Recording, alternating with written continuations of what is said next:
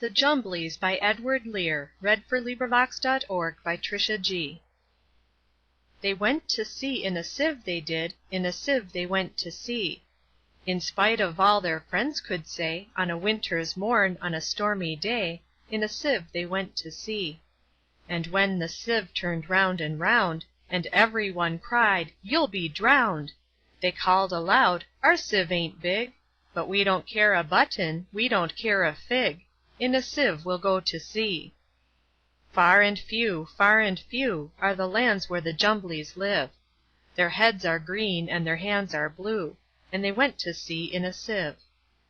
They sailed away in a sieve, they did, in a sieve they sailed so fast, with only a beautiful pea-green veil, tied with a ribbon by way of a sail to a small tobacco-pipe mast.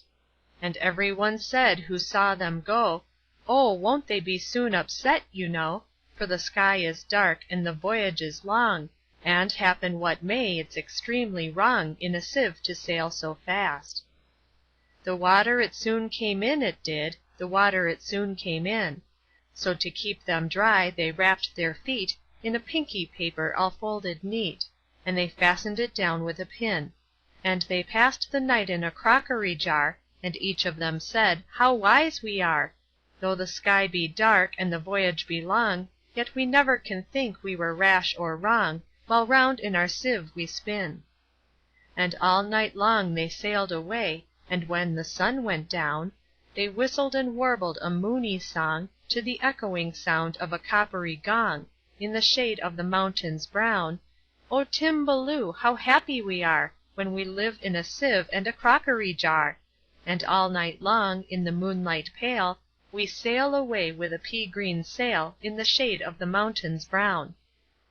They sailed to the western sea, they did, to a land all covered with trees, and they bought an owl and a useful cart, and a pound of rice and a cranberry tart, and a hive of silvery bees, and they bought a pig and some green jackdaws, and a lovely monkey with lollipop paws, and 40 bottles of ringbory, and no end of Stilton cheese.